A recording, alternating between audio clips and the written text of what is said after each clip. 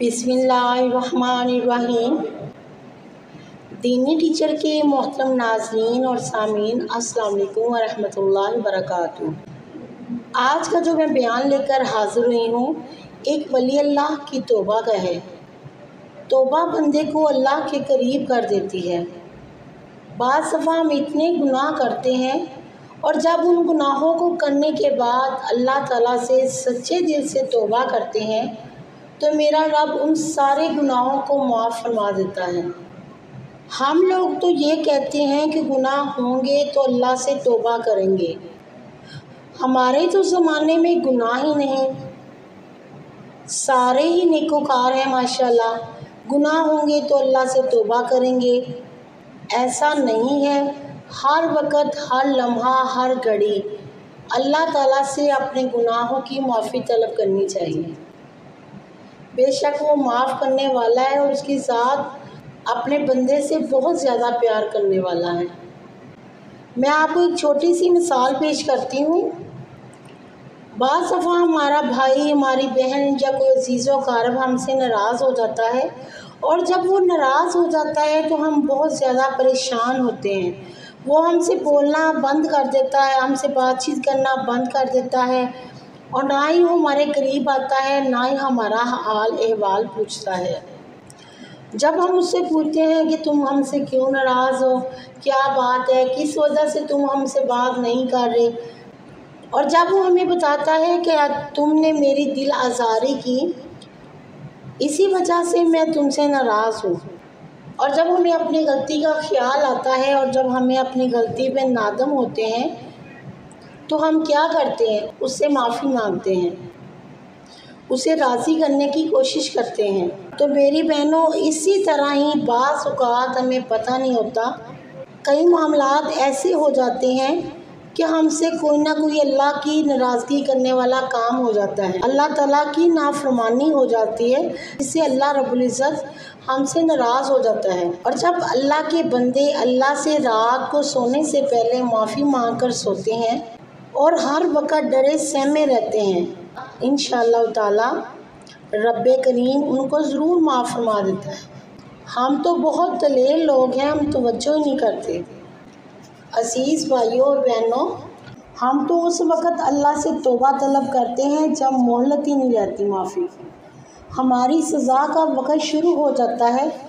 मेरी बात याद रखना नाज़रीन कि एक वक़्त तक अल्लाह बंदे को मोहलत देता है, बंदा गुनाह करता है, फिर मोहलत मेरा रब देता है, फिर सज़ा शुरू होती है, फिर बंदा अल्लाह की दहलीज़ पकड़ कर आता है अल्लाह की बारगाह में, फिर फिसलता है तो फिर फिसलता है। रब फरमाता है कि अब तो मुझसे माफ़ी तलब कर, मैं तुझको माफ़ फरमाऊँगा। और जब हम बुरी तरह फिसल जाते हैं, हमें कोई रास्ता नज़र नहीं आता, फिर हम कहते हैं और ये क्या हो गया, फिर हम अल्लाह की तरफ रुजू करते हैं और अल्लाह से माफ़ी तलब करते हैं।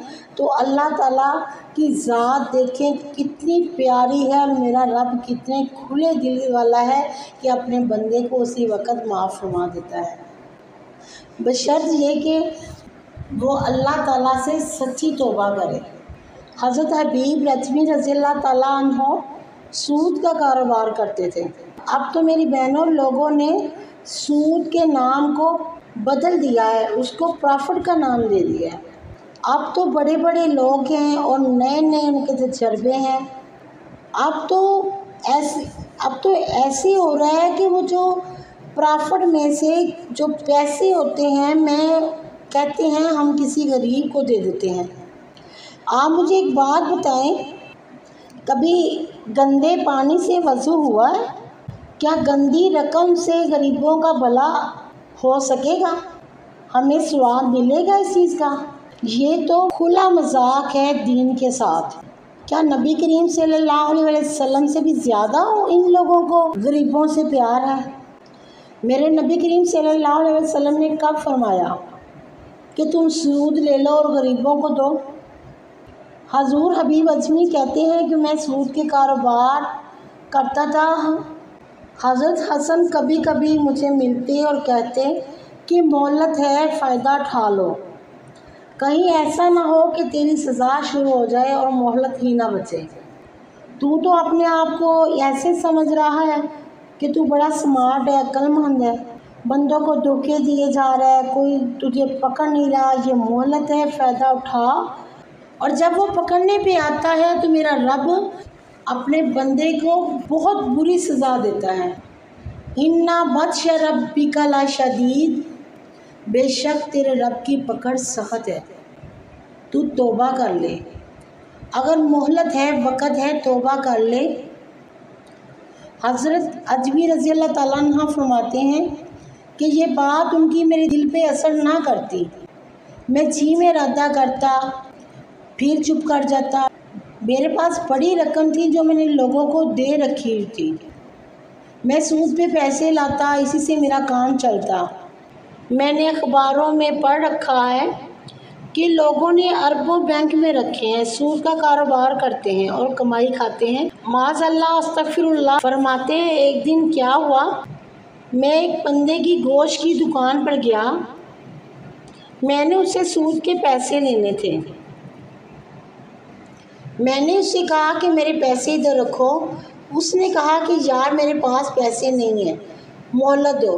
फिर मैंने कहा कि इतने किलो गोश्त उतारो, लेकिन गोश्त लेने के बाद भी मेरे पैसे उसकी तरफ फिर भी बाकी रहे। जब मैं वो गोश्त लेकर उसके पास से घर आया तो मेरी बीवी मुझसे बहुत नाराज़ हुई। उसने मुझे बहुत समझाया कि आप बास आ जाओ, आप इस तरह घर में कोई चीज़ सूद के पैसों की ना लाया करो।